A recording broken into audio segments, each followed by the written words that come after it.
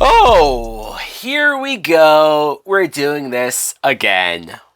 What's going on, everybody? My name is Mike Brown, aka Review King MB, and I just got done watching Madea's Family Reunion. Here I go, giving Tyler Perry some more chances.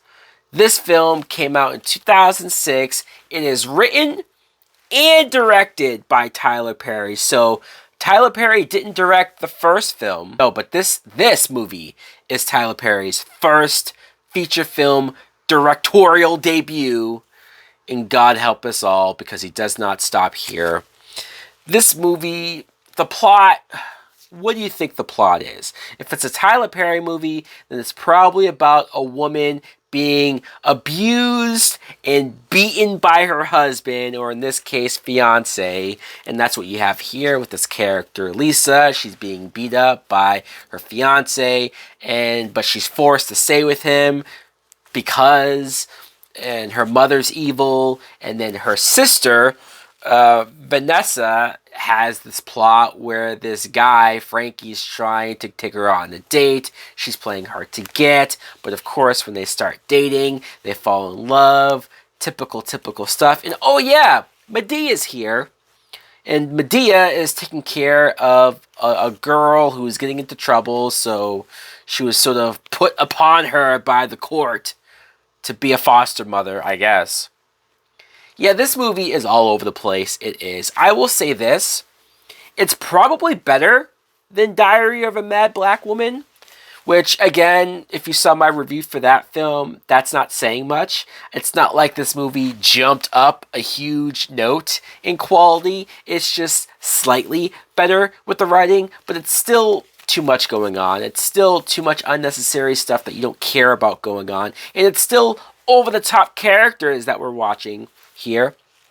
Like, for example, Lisa is pretty much the main story, and like I said, she's engaged to this guy Carlos, played by Blair Underwood. And at first I thought, okay, maybe this is more of a normal relationship, right? Maybe he is going to be a good guy to her. But almost immediately, because her friends surprise her with a bachelorette type party and have a male stripper over, Blair Underwood comes home and sees all this happen. He waits until the friends leave, and then he slaps the shit out of her. Bitch, how dare you bring a man into my house like this? And I thought, all right, well, here we go. We're off to the races. An abusive husband or fiance being overly abusive. Again, I'm not saying this type of stuff doesn't happen. I am not saying that there aren't women in a relationship with a man who beats them and they feel trapped, they feel like they can't leave them, and they're stuck. I'm not saying that that doesn't happen.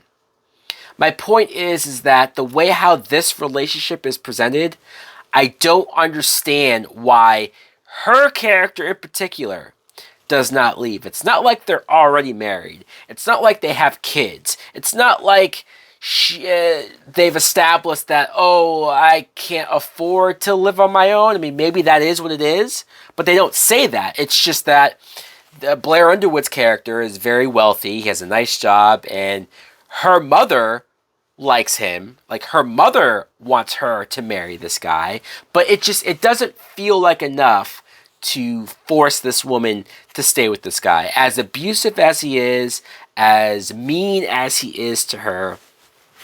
And maybe it doesn't help that we didn't see the parts in their relationship where he was nice, where he was good to her, to make us think, oh, well, maybe she just wants that nice guy to come back. Or maybe, you know, there's one moment where Blair Underwood kind of comes clean and says, I'm sorry, I'm just afraid to lose you.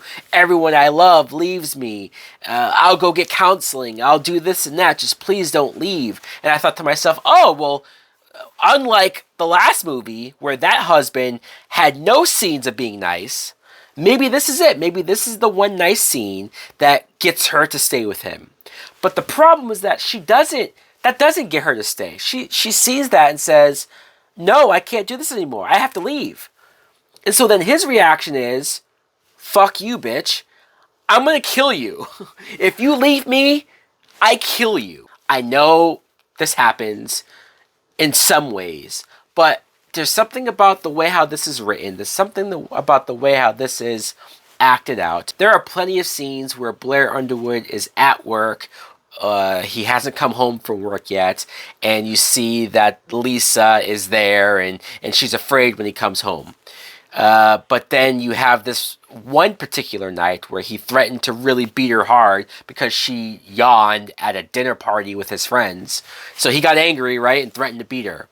Later on that night, while he's sleeping, she's sneaking around the room, trying to pack up some clothes and sneak out of the house, hoping he doesn't wake up. But of course he wakes up.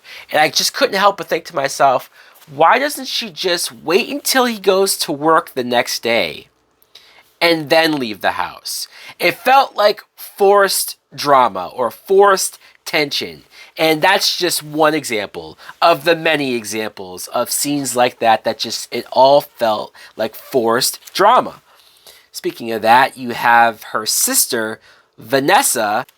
I will say that this side plot was better than the main story, really, where her character, she has 2 kids, which of course, the Tyler Perry character, Joe, the old grumpy grandfather who's an asshole, he did have some moments that actually made me laugh. I laughed a handful of times, which I know, shocking, right? But I'll admit it. I did laugh a couple of times, like whenever Joe is saying, "Are you sure you want to date her? She has 2 kids." Like, really? You're going to get her pregnant like that? Not the smartest humor, but it did make me laugh in the moment. But she starts to date this guy, Frankie, who immediately is into her. And so you're following that relationship. You have all these montages set to kind of lame and not interesting R&B songs. So I don't know. I just thought that was kind of lame. Cliched, yes. Predictable, yes. You kind of all knew where all of these stories were going to go, but I was still more willing to watch that than anything else. Another side plot is Madea, of course, played by Tyler Perry. She gets forced upon her by the court to have to take care of this girl, Nikki, who's getting into trouble. Nikki is played by Keke Palmer, and it was one of those things where Keke Palmer was this girl that was skipping school, not listening to Madea, not listening to really anybody. And the only good thing about this side plot was she comes home late and lies about being in school because she really skipped school. Of course, Madea already knows this. Medea's asking her questions about school, knowing that she's lying. And as the girl's talking, Madea gets her belt out and starts whipping the fuck out of Keke Palmer. And once again, I chuckled at that. Now, honestly, you're going to have people say, oh, you can't whip kids, you can't hit kids, you can't do this and that. But honestly, the way how that girl, the path that she was going on, sometimes maybe you do need to punish kids in that way. Look, it's not like Madea was beating her every single night. It's not like she was hitting her for no reason. It felt a little justified. Of course, Tyler Perry has to play multiple characters. He once again plays the Brian character from the last movie because they have to, for some reason, update you on what's going on with him and his wife. Oh, is she still on drugs? No, she's doing well, because we really give a fuck about all of that. Some of the other actors, you have Jennifer Lewis, who I always enjoy seeing. Lynn Whitfield plays Lisa's mom, who's just a horrible, horrible mom. So there's that. Cicely Tyson, who has this really cringy moment near the end of the film where all of them are at the family reunion.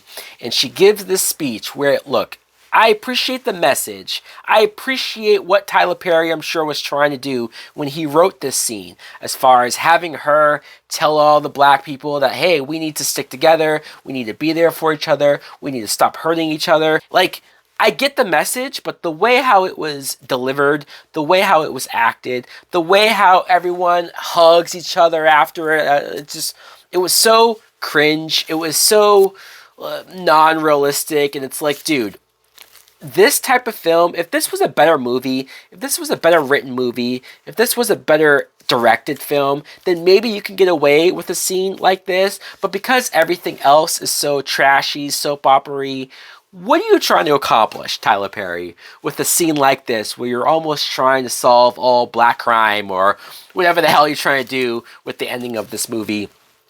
And Maya Angelou is here. So there you go. She too gives some of those life-changing speeches. Henry Simmons, I just want to mention this actor really quick because he would eventually, after this, go on to play Mac on Agents of S.H.I.E.L.D. If you guys haven't watched that show, you don't know who I'm talking about. But I saw him, I recognized him in this movie, so I just wanted to point that out. The ending with the wedding is so over the top, so silly, so goofy. It doesn't really make sense why any of this happens. But hey, you have to do it. The way how everything gets resolved, it's very dumb. A slight improvement, and I'm being so nice by saying a slight improvement over the last film. Still not good though. Anyways, guys, let me know in the comments below if you too have seen Madea's Family Reunion.